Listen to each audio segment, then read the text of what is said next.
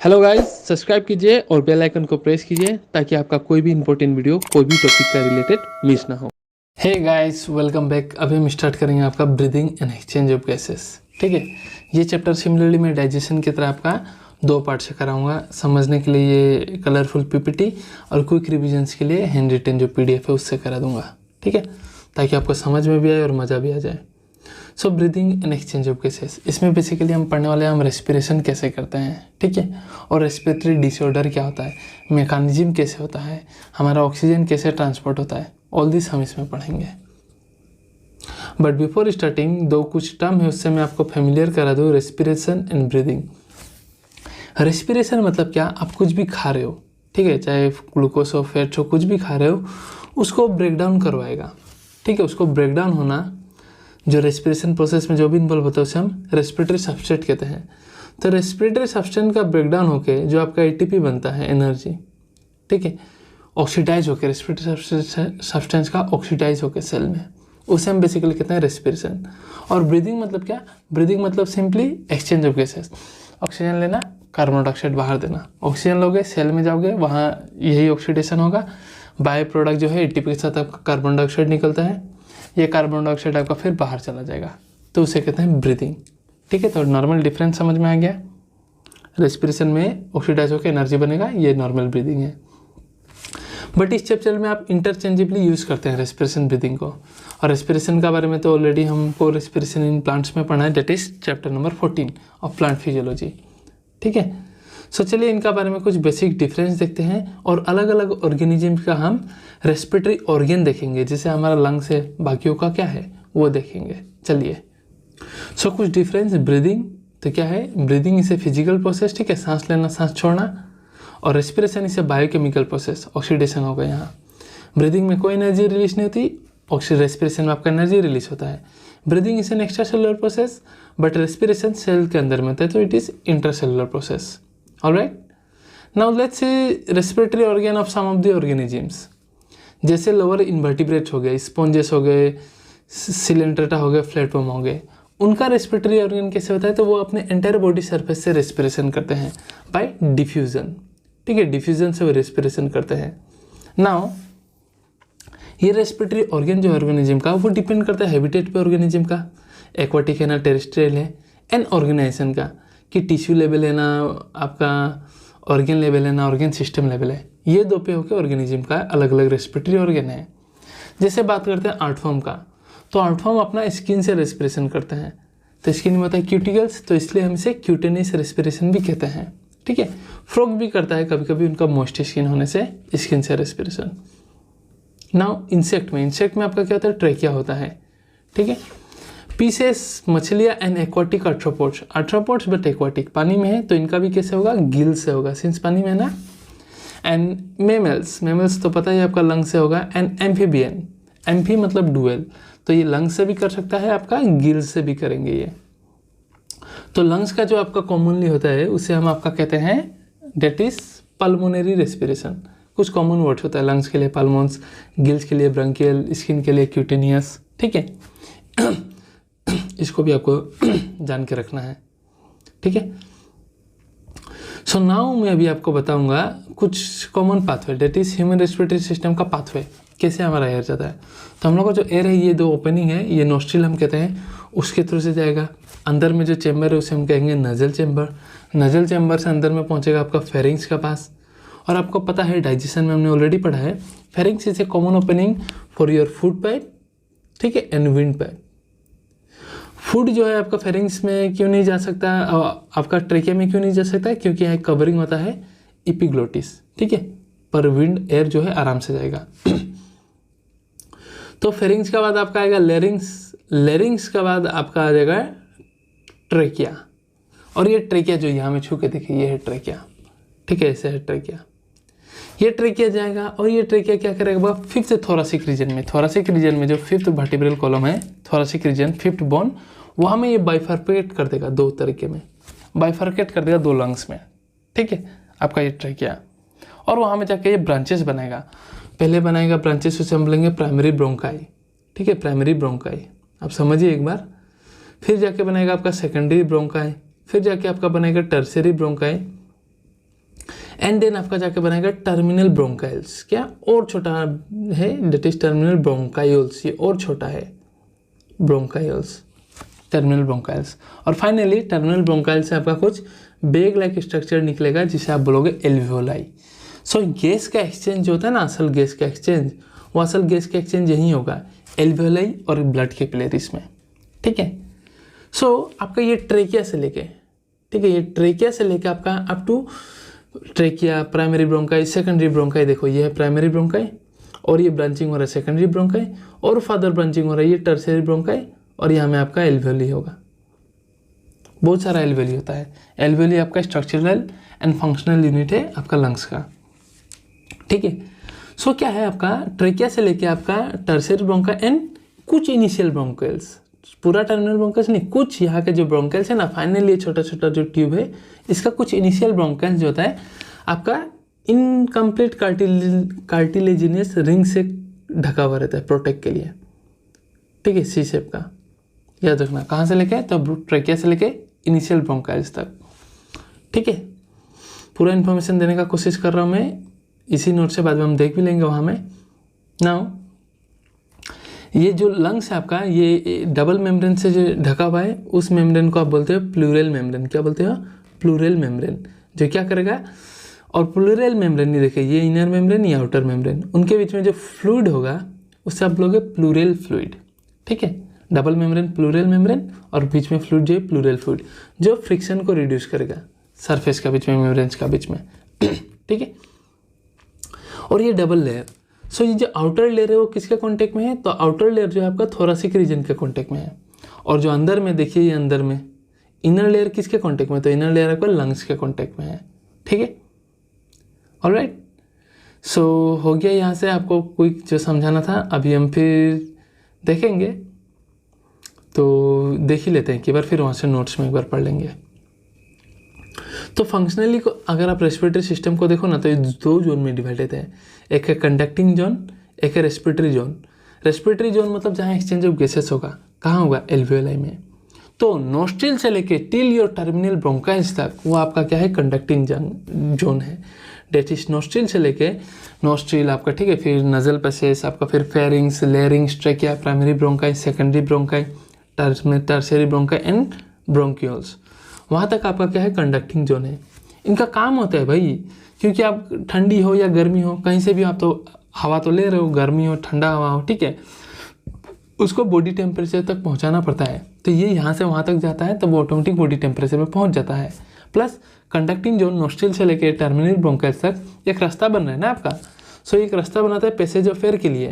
Plus जो भी air आप ले रहे हो उसको बॉडी टेम्परेचर में ला देता है, प्लस उसको ह्यूमिडिफाई कर देता है, मॉइस्चर ऑटोमेटिक ऐड हो जाता है, ठीक है। प्लस फिल्ट्रेशन ऑफ एयर, यहाँ में कुछ हेयरी स्ट्रक्चर है, अंदर में भी सिलिया होंगे, ठीक है, लाइंस में, ट्रेकिया में, जो कुछ पार्टिकल्स, डस्ट पार्टिकल उनसे जो ट्रैप कर लेता है। सो ये फंक्शन होता है आपका कंडक्टिंग जोन का। रेस्पिरेटरी जोन क्या करता है आपका, बेसिकली जहाँ एक्चुअल एक्सचेंज ऑफ गैसेस होगा, डेट इज एल्वियोलाई, ठीक है। सो ये जो आपका बेसिकली ये 3 लेयर से मिलकर बना हुआ रहता है।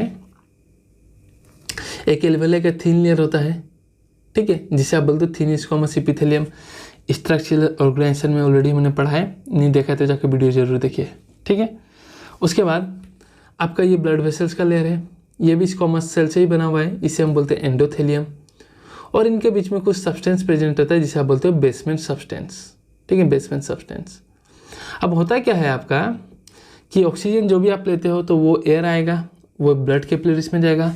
ये ब्लड कैपिलरीज जो है आपका ब्लड वेसल्स, ये ऑक्सीजन को टिश्यूज़ में लेके जाएगा और टिश्यूज़ में मेटाबॉलिज्म होकर आपका कार्बन डाइऑक्साइड बनेगा। वो कार्बन डाइऑक्साइड टिश्यू से फिर ब्लड वेसल में आएगा और वो ब्लड वेसल से इधर एल्वियोलाई में चला जाएगा और एल्वियोलाई से हमारा बाहर चला जाएगा, ठीक है।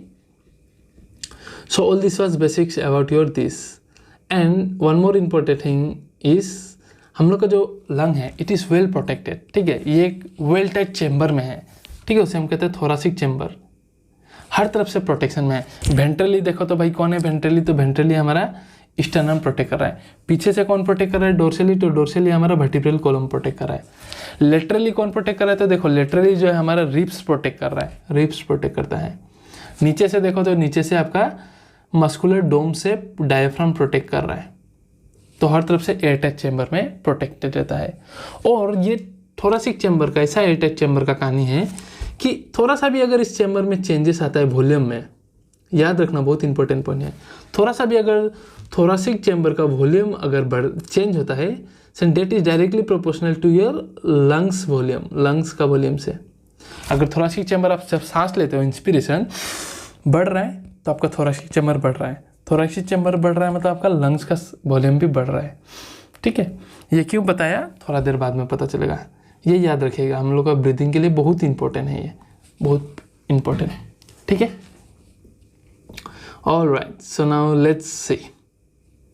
चलिए, सो यही वो है जनरल बॉडी सरफेस से लोअर इनवर्टिब्रेट्स करते हैं, ऑलरेडी हमने पढ़ ही लिया वो छोटे से नोट्स में। स्किन व मॉस्किटिकल से आपका आर्टवर्म, लीच, एम्फीबियंस करते हैं।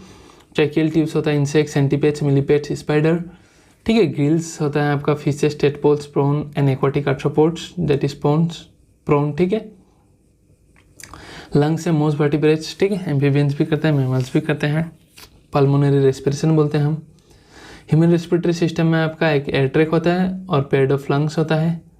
ट्रैक्ट हमने ऑलरेडी पढ़ लिया, आपका नोस्ट्रिल से स्टार्ट होता है। ठीक है, कंडक्टिंग पार्ट जो होता है वो क्या करता है, कंडक्टिंग पार्ट नोस्ट्रिल से लेकर टर्मिनल ब्रोंकियल तक ऑलरेडी हमने पढ़ लिया है, समझ भी लिए हैं। ठीक है, ये है उसका पैसेज जो कि हमने देख लिया। और लेरिंग्स जो होता है ये हमारा साउंड बॉक्स है। ठीक है, वॉइस बॉक्स भी कहते हैं, जिसकी वजह से आज मेरा आवाज़ निकल पा रहा है। ठीक है, ड्यूरिंग सोलोइंग ग्लोटिस जो लेरिंग्स का कवर है इज क्लोज बाय एपिग्लोटिस। ठीक है, थिन कार्टिलेजनस फ्लैप होता है ताकि फूड का प्रिवेंट ना हो लेरिंग्स में। फूड जो है आपका ये लेरिंग्स में प्रिवेंट ना हो ताकि ट्रेकिया में ना जाए, ऑलरेडी हमने बोला भी और डाइजेशन में हमने अच्छे से पढ़ा भी है। And all bronchi up to initial bronchioles are supported by incomplete cartilaginous half ring. Full ring से ऐसा होगा ना तो हाफ रिंग सी शेप का होता है, तो सी शेप कहते हैं, C shape cartilaginous ring. Alright, so already हमने देख ही लिया ये प्लूरल मेम्ब्रेन, प्लूरल फूड जो भी था। ऑलराइट, डोंट वरी, सब मैं कराते जाऊंगा जो भी आपका चाहिए। Now site of respiration, respiration होता कैसे है, कहाँ होता है, तो हमको पता है रेस्पिरेशन एल्वेओली से स्टार्ट होता है। ठीक है, एल्वेओली से आपका जो है डेट इज ब्रीदिंग, मतलब क्या, अंदर लेने को सांस को इन, तो इसे हम कहते हैं इंस्पिरेशन, बाहर छोड़ना एक्सटर्नल मतलब एक्सपिरेशन। ठीक है, सो पहला गैस एक्सचेंज आपका डिफ्यूजन से होता है, गैस एक्सचेंज। ठीक है, हमेशा प्रेशर ग्रेडियंट से, high pressure to low pressure. So पहला एक्सचेंज कहाँ होता है आपका, between alveoli and your blood vessels. यहाँ ऑक्सीजन आ गया, पहला एक्सचेंज होगा। फिर ये क्या करेगा, गैस एक्सचेंज होगा लंग्स और ब्लड के बीच में, ब्लड वेसल्स के बीच में। ठीक है, फिर क्या होगा, गैस ट्रांसपोर्ट होगा, oxygen and carbon dioxide transport होंगे। तो ऑक्सीजन यहाँ टिश्यू है, सपोज टिश्यू में पहुँच गया तो यहाँ दोबारा एक्सचेंज होगा। ठीक है, सो गैस एक्सचेंज दोबारा होगा डिफ्यूजन से बिटवीन ब्लड एंड टिश्यूज। तो ऑक्सीजन जो है टिश्यूज में आ जाएगा और टिश्यू से कार्बन डाइऑक्साइड फिर से ब्लड में चला जाएगा। ठीक है, और फिर से ये ब्लड जो है ऑक्सीजन कार्बन डाइऑक्साइड को लेकर लंग्स में चला जाएगा और वहाँ से आपका कार्बन डाइऑक्साइड बाहर एक्सपिरेशन से। और सेल्स में आपका सेलुलर मेटाबॉलिज्म चलते रहेगा, ऑक्सीजन का प्रेजेंस में आपका जो भी फूड पार्टिकल है वो ऑक्सीडाइज हो जाएंगे ताकि आपका एनर्जी निकले and by product is carbon dioxide निकलेगा। ऑलराइट, नाउ अभी हम देखेंगे मैकेनिज्म ऑफ ब्रीथिंग। काफ़ी सिंपल एंड ईजी है, अभी समझा देता हूँ, बहुत ईजी है। ठीक है, सो ब्रीदिंग में क्या था आपका, इंस्पिरेशन होगा एंड एक्सपिरेशन होगा। इंस्पिरेशन मतलब active intake of air from atmosphere into lungs लेना, एंड एक्सपिरेशन मतलब passive expelling of air from the lungs, बाहर छोड़ देना। ठीक है, सो इंस्पिरेशन एक एक्टिव प्रोसेस है, मतलब ये एनर्जी खर्च होता है, और एक्सपिरेशन जो है ध्यान रख लेना, ये पैसिव प्रोसेस है, इसमें कोई एनर्जी का जरूरत नहीं होता। तो इसी मैकेनिज्म को अभी मैं आपको डायग्राम के थ्रू से आराम से समझा दूंगा, बस समझने का कोशिश कीजिएगा। ठीक है, सो मैकेनिज्म ऑफ ब्रीदिंग समझने के लिए आपको दो चीज़ समझना है। पहले तो इसका प्रिंसिपल क्या है कि हमेशा ये ग्रेडियंट के बीच में डिपेंड होता है, high pressure to low pressure जाएगा, एंड थिकनेस पे डिपेंड करता है, जितना मेम्ब्रेन का थिकनेस है, ठीक है, उतना ही स्पीड, उतना ही फास्ट डिफ्यूजन होगा, plus solubility of the gases, जो गैस जितना ज़्यादा सोल्यूबल उसका भी डिफ्यूजन उतना ही ज़्यादा होगा। ठीक है, और एक चीज़ याद रखिएगा, बॉयल्स लॉ। बॉयल्स लॉ क्या बोलता है, volume is inversely proportional to pressure, व pressure is inversely proportional to volume. ध्यान दीजिएगा, बहुत इंपॉर्टेंट है, अभी तभी समझ में आएगा। मतलब क्या बोल रहे हैं, वॉल्यूम बढ़ता है अकॉर्डिंग टू बॉयल्स लॉ, तो आपका प्रेशर क्या होता है, ऑटोमेटिकली कम होता है।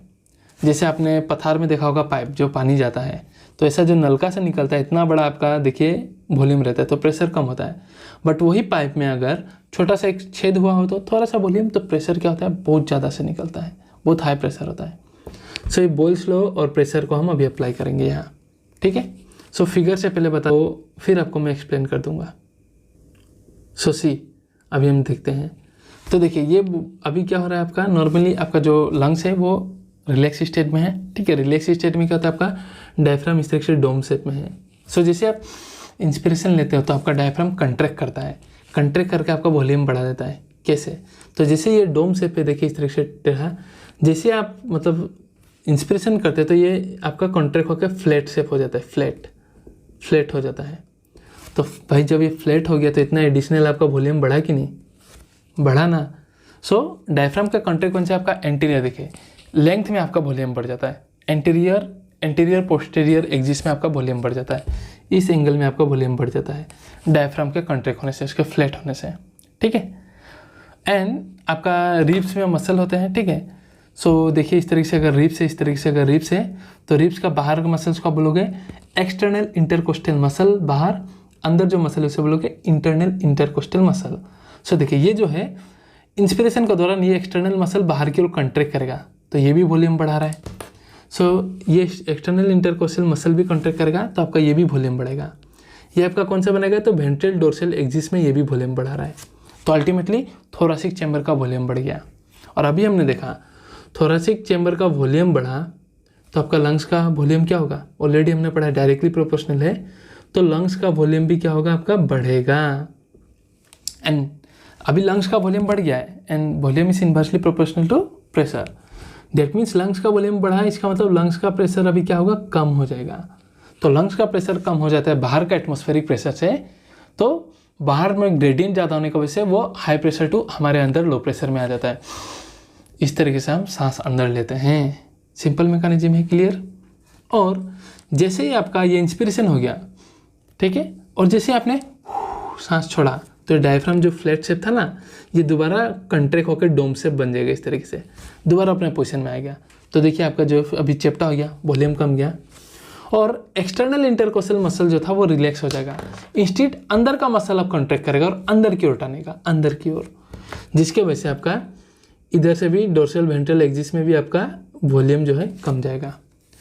तो इसमें सिंपल है, थोरेसिक वॉल्यूम कमा, इसका मतलब आपका लंग्स का वॉल्यूम भी कम गया, और लंग्स का वॉल्यूम बढ़ा मतलब लंग्स का प्रेशर जो है वो क्या हो गया, वॉल्यूम कमा तो लंग्स का प्रेशर बढ़ गया, तो बढ़ जाता तो बाहर छोड़ दिया आप।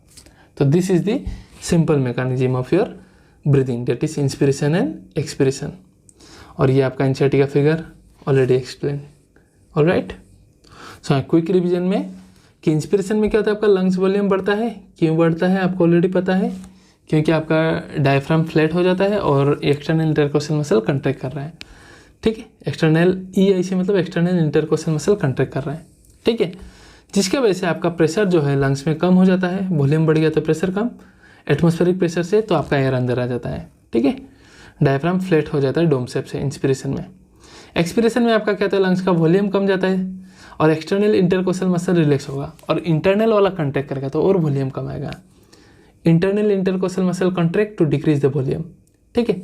सो जब वॉल्यूम डिक्रीज हो गया तो प्रेशर बढ़ेगा तो आपका बाहर चला जाएगा, तो इस समय डायफ्राम जो है आपका रिलैक्स स्टेट में होता है, ऑलराइट। सो इंस्पिरेशन जो है आपका नॉर्मली 3 सेकंड का होता है, एक्सपिरेशन आपका जो है 2 सेकंड का होता है। तो एक साइकिल इंस्पिरेशन एक्सपिरेशन जो है आपका 5 सेकंड का चलता है, और नॉर्मली इंसान जो है आपका 12 से 16 टाइम्स ब्रीथ करता है।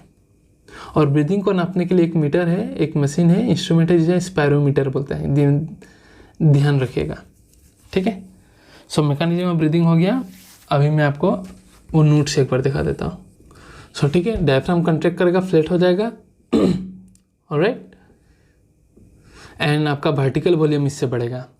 जब आपका मसल्स कॉन्ट्रैक्ट करेंगे तो रिब्स और स्टर्नम अप हो जाएंगे, और आपका वॉल्यूम जो है वो डोर्सल वेंट्रल एक्सिस में बढ़ जाएगा, ठीक है, जिसकी वजह से थोरेसिक वॉल्यूम बढ़ा तो थोरेसिक प्रेशर बढ़ेगा, ठीक है। वॉल्यूम बढ़ा तो थोरेसिक प्रेशर डिक्रीज होगा, बट लंग्स तो एक्सपेंड होगा तो पल्मोनरी प्रेशर क्या हो जाएगा आपका, पल्मोनरी जो वॉल्यूम था वॉल्यूम भी इंक्रीज होगा, बट पल्मोनरी प्रेशर जो होगा वो डिक्रीज होगा। Boyle's law, volume is inversely proportional to pressure, तो आपका एयर बाहर चला जाएगा लंग से।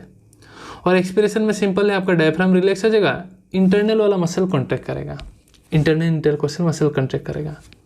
ठीक है, तो थोरैक्स अपना ओरिजिनल पोजीशन में आ जाएगा। डेट इज थोरैक्स का वॉल्यूम कमा तो आपका पल्मोनरी वॉल्यूम भी कमा, तो पल्मोनरी प्रेशर बाहर हो गया, ज़्यादा हो गया तो आपका एयर जो है बाहर चला जाएगा। ठीक है, नाउ आपका आता है रेस्पिरेटरी वॉल्यूम्स एंड कैपेसिटीज। ठीक है, बहुत ईजी है, एक सिंपल सा ट्रिक दूंगा आपको, पूरा याद हो जाएगा। बहुत ईजी है, बहुत ईजी है, आप बस बातों को मेरा सुनिए, आपका क्लियर हो जाएगा। Respiratory volumes and capacities. ठीक है, सो पहले आता है टाइडल वॉल्यूम, इसे हम शॉर्टली टीवी भी लिखते हैं। सो ये क्या है, नॉर्मल रेट का ब्रीदिंग। ठीक है, नॉर्मल, आप टीवी से याद रखना, टीवी देखते समय नॉर्मली ब्रीदिंग करते हो ना, सो टाइडल वॉल्यूम मतलब नॉर्मल ब्रीदिंग का वॉल्यूम। ठीक है, जो कि कितना होता है याद रखना है आपको, 500 ml। ठीक है, नाउ नेक्स्ट आता है आपका इंस्पिरेटरी रिजर्व वॉल्यूम। इंस्पिरेटरी मतलब अंदर लेना, रिजर्व मतलब एक्स्ट्रा, एडिशनल आप कितना एयर ले सकते हो। ठीक है, तो वही इंस्पिरेटरी रिजर्व वॉल्यूम। तो हमेशा एडिशनल एयर ज़्यादा ही होता है, काफ़ी ज़्यादा होता है। ठीक है, तो इसको याद रखना है आपको, 2500 से 3000 याद करवा दूंगा, डोंट वरी, सब बस आपको समझना है। रिजर्व मतलब additional volume. Inspiratory capacity, capacity पूछ रहा है आपको, तो बाइक का अगर आपका 10 लीटर तेल खाता है, लीटर तेल है और 2 लीटर रिजर्व में है, तो टोटल कैपेसिटी बोलो तो कितना बोलोगे, 12 लीटर। तो नॉर्मली इंस्पिरेशन में आप 500 ले ही रहे हो टाइडल वॉल्यूम, उसके अलावा एडिशनल कितना ले रहे हो, 2500 से 3000। डेट इज इंस्पिरेशन का कैपेसिटी हो गया आपका टाइडल वॉल्यूम प्लस ये इंस्पिरेटरी रिजर्व वॉल्यूम, एक्स्ट्रा कितना ले रहे हो। ठीक है, सिंपल है।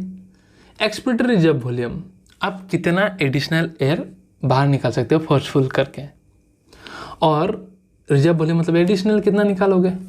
एक्सपिरेटरी कैपेसिटी मतलब आपका कितना टोटल है। नॉर्मली टाइडल वॉल्यूम आप निकाल रहे हो 500 ml, उसके अलावा एडिशनल कितना निकाल सकते हो, तो वह है आपका एक्सपिरेटरी रिजर्व वॉल्यूम। दोनों को प्लस कर दो, आपका टोटल कैपेसिटी निकल गया। ठीक है, रेसिडुअल वॉल्यूम मतलब क्या, आपके लंग्स में कितना बचा है, अब एडिशनल एयर कितना बचा है। रेसिडुअल वॉल्यूम हमेशा आपका लंग्स में रहता ही है। ठीक है, एडिशनल एयर रहता ही आपका लंग्स में बचेगा ही, तो ये याद रखिएगा, आपका 1100 से 1200 ml होता है, इसको ध्यान दीजिएगा बस। एक्सपिरेटरी रिजर्व वॉल्यूम 1000 से 1100 होता है। ठीक है, अभी आपको सारा याद हो जाएगा, don't worry. So functional residual capacity. ठीक है, सो फंक्शनल रेसिडुअल कैपेसिटी मतलब देखिए, रेसिडुअल है, तो रेसिडुअल वॉल्यूम मतलब आप फोर्सफुल एक्सपिरेशन के बाद कितना बचा हुआ है। ठीक है, और फंक्शनल रेसिडुअल कैपेसिटी मतलब आपका नॉर्मल एक्सपिरेशन करने के बाद कितना बचा हुआ है। ठीक है, सो अब देखो, नॉर्मल एक्सपिरेशन कर रहे हो तो एडिशनल तो एक्सपिरेशन कर नहीं रहे हो, तो आपका ईयर भी बचेगा ही, प्लस रेसिडुअल वॉल्यूम है, तो फंक्शनल रेसिडुअल कैपेसिटी में ईयर भी प्लस आर भी। ठीक है, ये छोड़ो, ये ट्रिक से मैं अभी बता दूंगा, आप बस समझ लो बस क्या। रेसिडुअल वॉल्यूम मतलब फोर्सफुल एक्सपिरेशन के बाद जो लंग्स में बचा, फंक्शनल रेसिडुअल मतलब नॉर्मल एक्सपिरेशन के बाद जो बचा। वाइटल कैपेसिटी मतलब आपका फोर्सफुल अंदर लेने का या बाहर छोड़ने का कितना है पावर। ठीक है, इसको मैं याद करा दूंगा। एंड टोटल लंग कैपेसिटी मतलब आपका लंग्स में टोटल कितना कैपेसिटी है, टोटल कितना एकोमोडेट कर पाएगा। ऑलराइट, सो नाउ बढ़ते हैं ट्रिक्स की ओर। सो आपको बस 2 चीज़ याद रखना है, तेरी, एक सेंटेंस याद रख लेना है आपको, तेरी। ठीक है, तेरी, डेट इज टी से आपका टाइडल वॉल्यूम याद रखना है, ई से आपका एक्सपिरेटरी रिजर्व वॉल्यूम, आर से आपका रेसिडुअल वॉल्यूम एंड आई से इंस्पिरेटरी रिजर्व वॉल्यूम। ठीक है, बहुत सिंपल है। सो ये देखिए इंक्रीजिंग ऑर्डर में जा रहा है, तो टाइडल वॉल्यूम 500 था, एक्सपिरेटरी रिजर्व वॉल्यूम 1000 से 1100, तो आर में आप 100 बढ़ा दो, दैट इज 1100 से 1200, और आई तो इंस्पिरेटरी रिजर्व वॉल्यूम आपका ज़्यादा होता है, तो 25 से 3000, बस इससे आपका सब खत्म हो जाएगा। सो फंक्शनल रेसिडुअल वॉल्यूम का ट्रिक याद रखना, जैसे डॉक्टर का डीआर होता है, इंजीनियर का ईआर होता है। ईआर में आपका क्या इंक्लूड होने वाला है, ई फॉर आपका expiratory reserve volume and R for आपका रेसिडुअल वॉल्यूम एफआरसी में। ठीक है, वाइटल कैपेसिटी में आपका क्या इंक्लूड होने वाला है, वाइटल कैपेसिटी में आपका टीईआई आ जाएगा, आर को काट दो, इसलिए मैंने आर को काट दिया। ठीक है, that is tidal volume plus आपका ईआर भी प्लस आईआर भी, आपका वाइटल कैपेसिटी में, एंड टोटल लंग्स कैपेसिटी में 13 आ जाएगा। तो अगर प्लस माइनस जो भी आए आप आराम से आप कर लोगे, ठीक है। So this was the short trick 13। तो यहाँ दिखा देता हूँ, छोटा दिखेगा बट देखो 13। सो 13 का E R that is E R V plus R V आपका फंक्शनल रेसिडुअल वॉल्यूम में, ठीक है। ऑलराइट, ई आर से याद रखना, ठीक है। और वाइटल कैपेसिटी में आप आर को हटा के देखो, E R V T V and I R V लिखो, एंड टोटल लंग कैपेसिटी में आप चारों डाल दो, that is tidal volume, expected reserve volume, residual volume and inspected reserve volume. I hope यहाँ तक सब क्लियर है, ठीक है। नेक्स्ट हम पढ़ेंगे आपका transport of gases. So now your gas exchange, ठीक है। अब हम स्टार्ट करेंगे आपका गैस एक्सचेंज से। सो गैसेस एक्सचेंज ओकर बिटवीन, ऑलरेडी हमने देखा आपका एल्वेली और ये ब्लड के प्लेरिस में होगा पहला, फिर ब्लड लेके जाएगा किसके पास, टिश्यू के पास, फिर वहाँ से ऑक्सीजन टिश्यू के पास जाएगा और कार्बन डाइऑक्साइड टिश्यू से ब्लड में आएगा। तो गैसेस एक्सचेंज ओकर बिटवीन एल्वेली एंड ब्लड पहला bye diffusion, and second between blood and tissue, ठीक है। इस पूरा चीज़ को मैं समराइज एक अपना छोटा सा डायग्राम से करूँगा, आप बस एक बार देखते चलिए। सो प्राइमरी जो साइट है गैस एक्सचेंज का वो एल्वेलाई है, जहाँ ऑक्सीजन कार्बन डाइऑक्साइड एक्सचेंज होगा by simple diffusion, that is pressure gradient से, ठीक है। सो गैस एक्सचेंज आपका डिपेंड करता है फॉलोइंग फैक्टर्स पे, डेट इज प्रेशर या कॉन्सेंट्रेशन ग्रेडियंट, मतलब हाई से लो में जाएगा, ठीक है। सोल्यूबिलिटी ऑफ द गैसेस, जैसे कार्बन डाइऑक्साइड आपका 20 to 25 टाइम्स मोर सोल्यूबल है, तो ऑब्वियसली उसका डिफ्यूजन फास्टर होगा। थिकनेस ऑफ द मेम्ब्रेन, आपने ऑलरेडी देखा मेम्ब्रेन का थिकनेस 3 लेयर से बना रहता है। इपिथेलियम होता है एल्वियोली का basement substance, and endothelium of blood vessels, and surface area of the respiratory lung, ठीक है। एल्वियोली जो है सरफेस एरिया लंग्स का बढ़ाता है, ठीक है। सो इसी को अभी हम देखेंगे 1 by 1 प्रेशर ग्रेडियंट। तो ना उससे पहले हम जानते हैं पार्शियल प्रेशर। सपोज ये कंटेनर है, यहाँ A B C D gases है, और आप मेरे को पूछोगे ए गैस का प्रेशर बताओ, तो मैं बोलूँगा ए गैस का प्रेशर इस तरीके से। सो एक कंटेनर में, ग्रुप ऑफ गैसेस में पर्टिकुलर गैस का प्रेशर को आप बोलते हो पार्शियल प्रेशर, ठीक है। So individual pressure of a gas in a gas mixture is called partial pressure, ठीक है। So partial pressure of oxygen and carbon dioxide are given below, ठीक है। That is atmospheric air, alveoli, deoxygenated blood, oxygenated blood and tissues में, ये partial pressure है। इसी के base पे आपका डिफ्यूजन होता है। सबसे इंपॉर्टेंट डायग्राम है ये, ठीक है। अभी क्लियर कर देता हूँ मैं मेरे डायग्राम से, चलिए। सो इसको मैंने इस तरीके से बनाया है कि आपका जितना भी ये है आराम से क्लियर हो जाएगा, ठीक है। बस आप ध्यान दीजिए एवरीथिंग। सो एटमॉस्फेरिक एयर में जो आपका ऑक्सीजन का पार्शियल प्रेशर होता है, ठीक है, वो होता है 159 mmg, एंड कार्बन डाइऑक्साइड का जो होता है वो काफ़ी कम होता है 0.3, ठीक है। नाउ एल्वेली, ये है एल्वेली, समझने के लिए बस एल्वेली बना के रखा है, बाहर से आएगा ना। तो एल्वेली में ऑक्सीजन का होता है आपका 104 और कार्बन डाइऑक्साइड का होता है 40। सो एल्वेली का आपका कम है, एटमॉस्फेरिक प्रेशर से 159 है, तो एयर आपका अंदर आ जाएगा एल्वेली में, ठीक है। एयर जो है आपका आ जाएगा अंदर। नाउ एयर आ गया यहाँ। सो फिर एयर एल्वेली से आपका कहाँ जाएगा, नेक्स्ट आपका ब्लड के प्लेरिस में जाएगा, है कि नहीं। सो ब्लड के प्लेरिस में जो आपका पार्शियल प्रेशर होता है वो होता है ऑक्सीजन का 95, और एल्वेली में कितना है 104, तो हाई से लो में चला जाएगा आपका ब्लड वेसल्स में। सो ब्लड वेसल्स में जो ये ऑक्सीजन आ गया तो ये ऑक्सीजनेटेड ब्लड हो गया, तो ऑक्सीजनेटेड ब्लड का पार्शियल प्रेशर कितना है 95, कार्बन डाइऑक्साइड का तो 40। फिर ऐसा करके ये लोग पहुंच गए यहाँ में टिश्यू में, ये रहा टिश्यू, ठीक है। टिश्यू में ऑक्सीजन का जो पार्शियल प्रेशर है वो 40, और ऑक्सीजनेटेड ब्लड में कितना था 95, तो हाई से लो यहाँ चला गया ऑक्सीजन, ठीक है। और कार्बन डाइऑक्साइड का होता है यहाँ में 45, ठीक है। तो कार्बन डाइऑक्साइड आपका चला जाएगा फिर से ब्लड वेसल्स में। अब ये ब्लड वेसल्स में कार्बन डाइऑक्साइड चला गया तो ये हो गया DO2, मतलब डीऑक्सीजनेटेड ब्लड, जिसमें उसका भी पार्शियल प्रेशर है 45, और ये जा रहा है। जैसे ही लंग्स पहुंचा तो इस डीऑक्सीजनेटेड ब्लड में कार्बन डाइऑक्साइड कितना है प्रेशर, पार्शियल प्रेशर 45, और एल्वेलाई में देखिए 40 है, तो हाई से लो फिर आपका कार्बन डाइऑक्साइड यहाँ चला जाएगा। और एल्वेलाई में 40 है आपका पार्शियल प्रेशर CO2 का, बाहर में कितना है 0.3, तो अल्टीमेटली CO2 बाहर चला जाएगा। सो इस तरीके से प्रेशर अपना खेल खेलता है, ठीक है। सारा डाटा इसी में है। तो आपको याद रख लेना है कि कार्बन डाइऑक्साइड को जो एल्वेली में था 40, यहाँ में ऑक्सीजन का हो जाएगा आपका बॉडी टिश्यू में, ट्रिक से याद रख लेना, ठीक है। और यहाँ में जो कार्बन डाइऑक्साइड का है ऑक्सीजनेटेड ब्लड में वो 40 होगा, ठीक है। अगर ऑक्सीजनेट में कार्बन डाइऑक्साइड 40 है तो डीऑक्सीजनेट में ऑक्सीजन 40 हो जाएगा, अपोजिट, इस तरह से याद रख लेना है, ठीक है। और टिश्यूज में 5 ज़्यादा होता है, डेट इज 45, डीऑक्सीजनेटेड में 45, तो आराम से जा रहा है। यहाँ तो 40 पता ही है, बाहर में 0.3 होगा। सो कभी कल डाटा पूछ दिया भाई कि डीऑक्सीजनेटेड ब्लड में partial pressure of carbon dioxide बताओ, क्या ठीक है एनटीए का, तो आपको बताना पड़ेगा 45, ठीक है। पूरा वो डाटा को मैंने इस ग्राफ के थ्रू से, इस डायग्राम के थ्रू से आपको एक्सप्लेन कर दिया। आई होप आपको एक्सचेंज ऑफ गैसेस भी क्लियर हो गया हो, ठीक है। Now coming to the transport of gases, तो आपका देखिए कैसे आपका जो ट्रांसपोर्ट होता है, जो आपका जो ट्रांसपोर्ट हो रहा था एयर कैसे होता है। देखिए ऑक्सीजन आया बाहर से एल्वियोली में, एल्वियोली से आपका ब्लड में जाएगा, ब्लड से टिश्यू में, टिश्यू फिर कार्बन डाइऑक्साइड देगा ब्लड को, और ब्लड एल्वियोली के पास आएगा और अल्टीमेटली आउट छोड़ देगा। और carbon dioxide 20 to 25 time faster diffuse करता है then your oxygen due to its higher solubility. Now guys कुछ इंपॉर्टेंट डाटा है, डायरेक्टली इसको दिमाग में छाप लेना है। That is transport of gases, कौन गैस कितना फॉर्म में कौन ट्रांसपोर्ट करता है, ठीक है। सो ऑक्सीजन जो है जब लंग से आपका एल्वियोली से ब्लड में आता है वेसल्स में, तो 97% ऑक्सीजन जो है आरबीसी कैरी करता है, क्योंकि आरबीसी के पास होता है हेमोग्लोबिन। सो बच्चा 3% जो है वो ब्लड प्लाज्मा से ट्रांसपोर्ट हो जाता है, 100% हो गया ऑक्सीजन। कार्बन डाइऑक्साइड का जो केस है, अब आरबीसी जो है आरबीसी जो है वो करके ले जा रहा है ऑक्सीजन को लंग से टिश्यूज में। पकड़ लो गाड़ी है तो टिश्यू से थोड़ी खाली घुर के आएगा, तो जाते समय रिटर्न भाड़ा मार लेता है, कम मिलने से भी क्या हो गया, तो जब रिटर्न जाता है वापस लंग्स के पास तो 20 to 25% कार्बन डाइऑक्साइड कैरी करता है आरबीसी, ठीक है। Majority of carbon dioxide are transported in the form of bicarbonate, that is 70%, कैसे तो मैं बताऊंगा अभी, ठीक है। And 7% in the form of blood plasma. ये तो डायरेक्ट क्वेश्चन है, इसे तो दिमाग में छाप लो। अभी थोड़ा डिटेल्स पढ़ते हैं।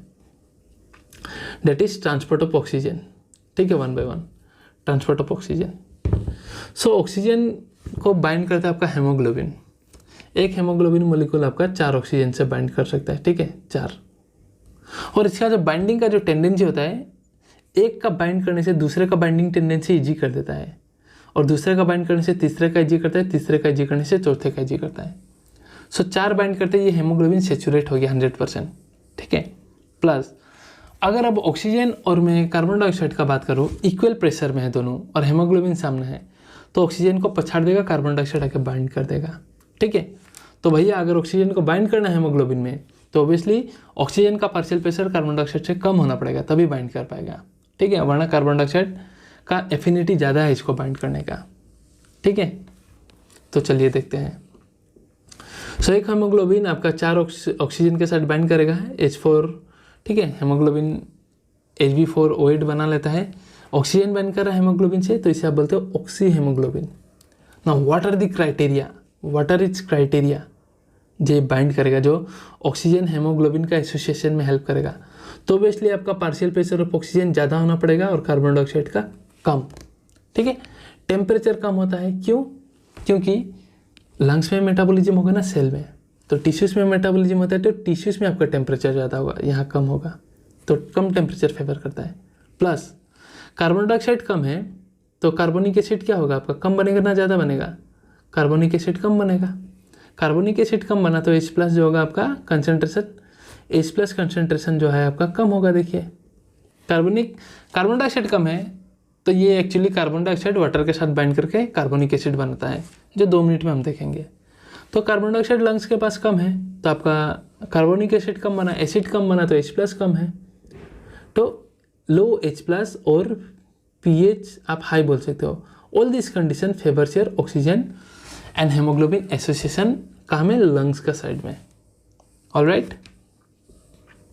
एंड टिश्यूज में क्या होता है आपका, हेमोग्लोबिन को डिसोशिएट होना पड़ता है ऑक्सीजन से, कि जा भाई ऑक्सीजन टिश्यू के पास, तो क्या कंडीशन होगा, उल्टा होगा, पार्शियल प्रेशर ऑक्सीजन का कम होगा, CO2 का ज़्यादा होगा, ताकि CO2 20 to 25% बाइंड कर पाए, ठीक है।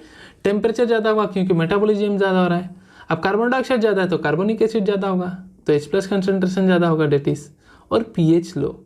ये सारा कंडीशन आपका जो है डिसोसिएशन को टिश्यूज में फेवर करता है, याद रखिएगा एवरीथिंग।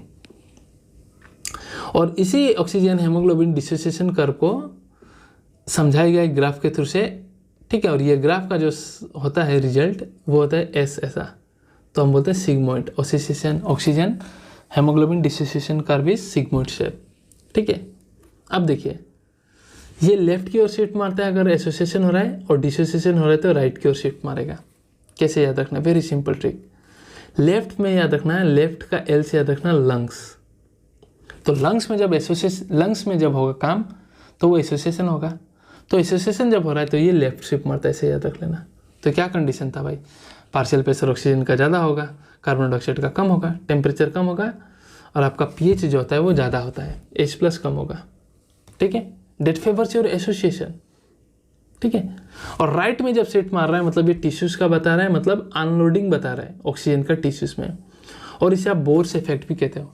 तो क्या कंडीशन होगा, PCO2 ज़्यादा होगा, टेम्परेचर ज़्यादा होगा, कार्बन डाइऑक्साइड ज़्यादा है तो कार्बोनिक एसिड ज़्यादा बनेगा तो H+ ज़्यादा होगा, मतलब pH आपका कम होगा। This are the condition, right shift and left shift of this oxygen haemoglobin dissociation curve. Simple trick से याद हो जाएगा आपका। क्लियर है। लेफ्ट जा रहा है तो L फॉर लंग याद रखना ना, और लंग से ये सारा क्राइटेरिया ऑलरेडी एक्सप्लेन किया, इसको ध्यान रख लो। ठीक है। नाउ 100 ml, अभी हम ऑक्सीजन का ही देख रहे हैं, तो 100 ml ऑफ ऑक्सीजनेटेड ब्लड जो होता है सिर्फ 5 ml ऑफ ऑक्सीजन को कैरी करता है, याद रखिएगा। 100 ml oxygenated blood 5 ml oxygen को कैरी करता है, और 100 ml डीऑक्सीजनेटेड ब्लड जो होता है वो 4 ml CO2 कैरी करता है। आई थिंक 4 ml था। ठीक है, जो कि हम अभी देखेंगे आपका कार्बन डाइऑक्साइड का ट्रांसपोर्ट में देखेंगे। 4 ml ऑफ CO2 ना, ट्रांसपोर्ट ऑफ CO2 देखिए कितना आसानी से हो रहा है सब कुछ। तो CO2 का ट्रांसपोर्ट तो 20 to 25% आपका हेमोग्लोबिन के साथ बाइंड करके होता है, और जब बाइंड करता है तो उसे आप बोलते हो कार्बोमिनो हेमोग्लोबिन। ऑक्सीजन बाइंड करने से ऑक्सी हेमोग्लोबिन, ये कार्बोमिनो हेमोग्लोबिन। 7% ब्लड प्लाज्मा के थ्रू से जाता है। ठीक है, प्लाज्मा में वाटर का साथ बाइंड करके कार्बोनिक एसिड ही बना लेता है। ठीक है, उससे ट्रांसपोर्ट होगा। और 70% बाइकार्बोनेट के फॉर्म में होता है। क्या होता है कि आपका जो कार्बन डाइऑक्साइड है वो ब्लड में डिफ्यूज हो जाता है, ब्लड में डिफ्यूज होकर आरबीसी के पास होता है आपका एक एंजाइम कार्बोनिक एनहाइड्रेस।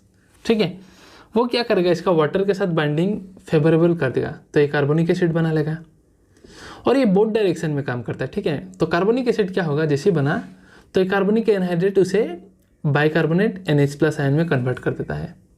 ऑलराइट, और ये बाइकार्बोनेट आयन में, ये जो टिश्यू से जैसे ब्लड वेसल में गया, ये बाइकार्बोनेट आयन में जाता रहेगा। आपका लंग्स जैसे ही पहुंचेगा ना, लंग्स में जैसे ये पहुंच गया ऐसा फॉर्म में, बाइकार्बोनेट का फॉर्म में 70% कार्बन डाइऑक्साइड, तो ये प्रोसेस रिवर्सल हो जाएगा।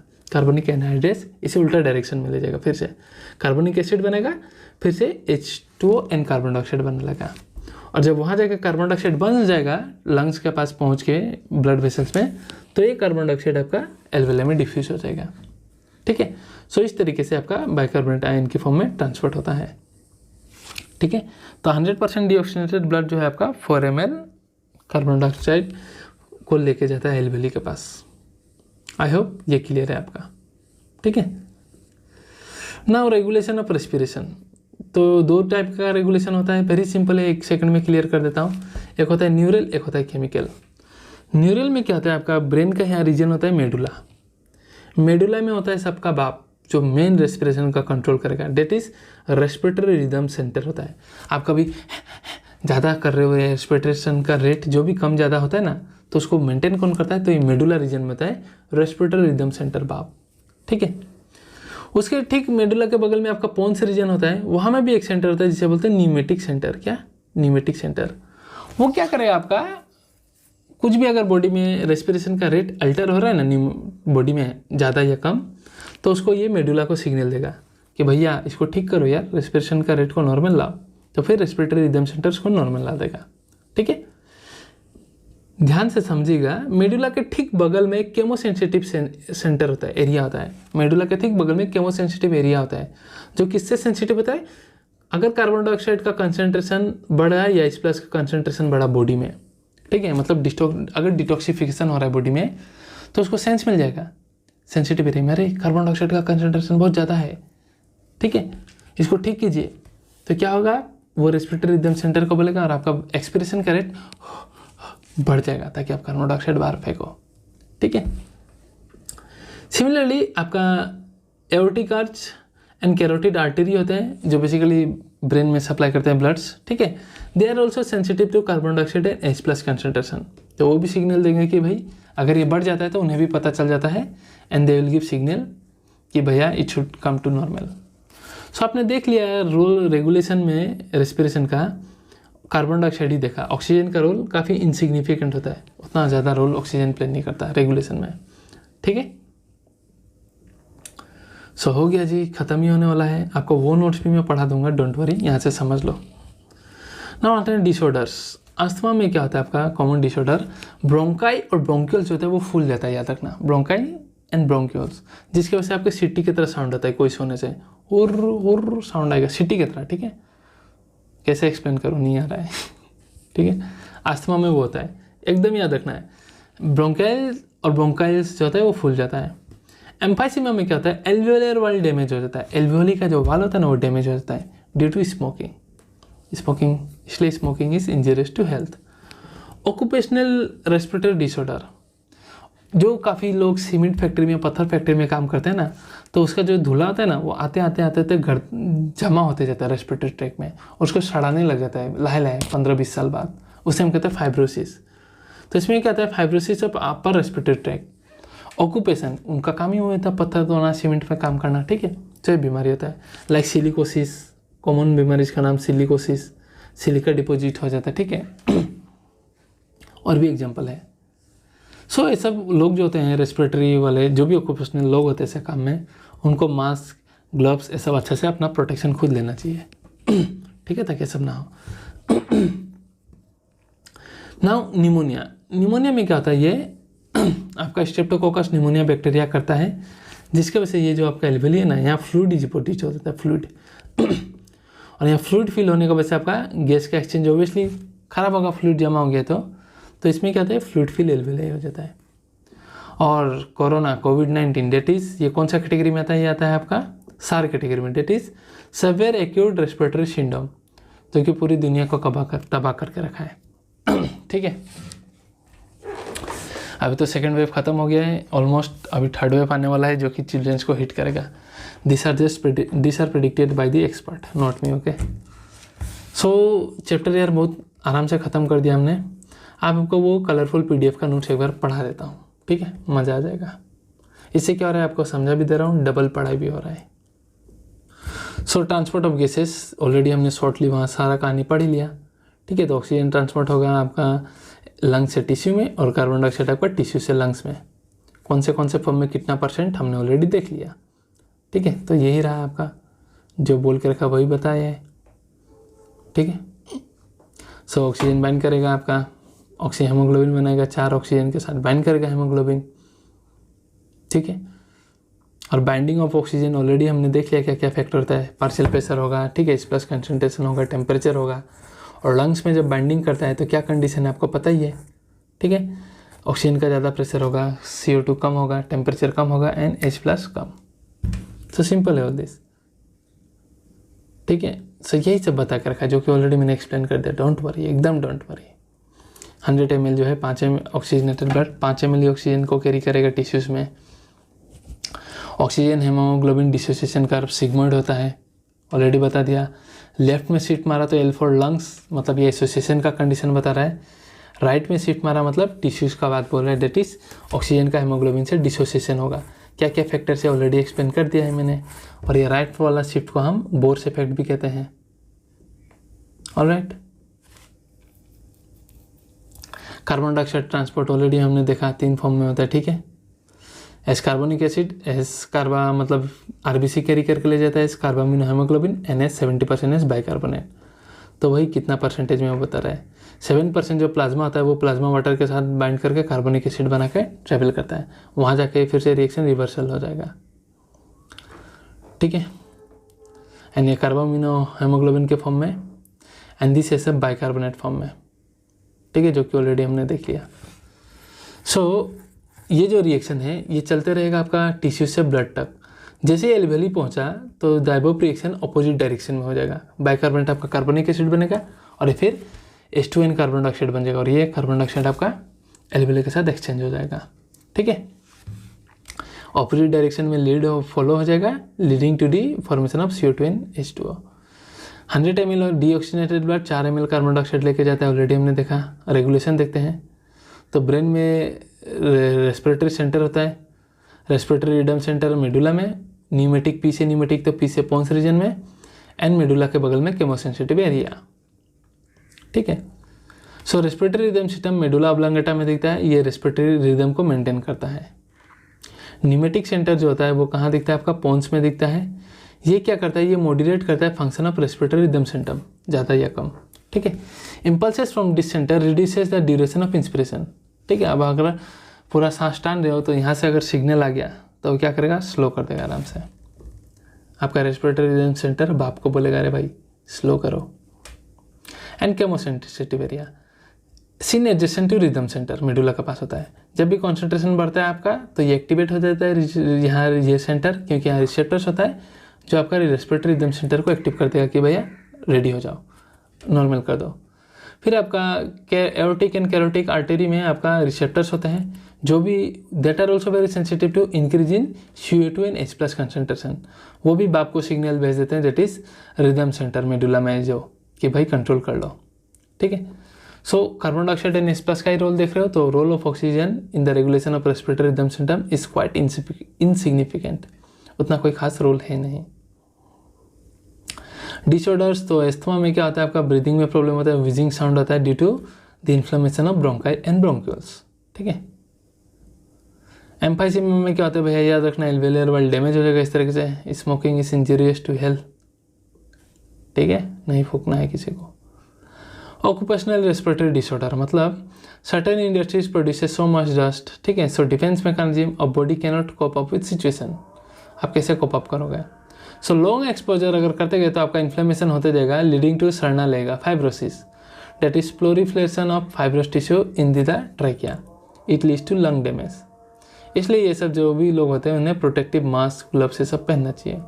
इसका एग्जाम्पल है सिलिकोसिस, एक बीमारी जो सिलिका से होता है, एब्स्टोसोसिस, और दूसरा एग्जाम्पल याद रखना एस्बेस्टोसिस। ठीक है, एस्बेस्टोसिस दूसरा एग्जाम्पल याद रखना ऑक्यूपेशनली रेस्पिरेटरी डिसऑर्डर का। पहला था आपका सिलिकोसिस। और निमोनिया, निमोनिया में क्या होता है आपका एल्वेली जो है फ्लूइड फील हो जाता है। उसके बारे में हम डिटेल्स में ह्यूमन हेल्थ एंड डिजीज में भी पढ़े हैं और उसका वीडियो भी ऑलरेडी है, आप जाके प्लेलिस्ट चेक कीजिए। सो आई होप गाइस आपको वीडियो अच्छा लगा, सब समझ में आया। कोई भी डाउट हो तो कमेंट सेक्शन में बताना, एंड कोई भी सजेशन हो तो do let me know in the comment section. I will try to improve in my next video. ठीक है, hope you guys are really enjoy this video. आपको अच्छे से समझ में आ रहा है। ठीक है, I am trying my best. So thank you very much guys, stay tuned for the next video.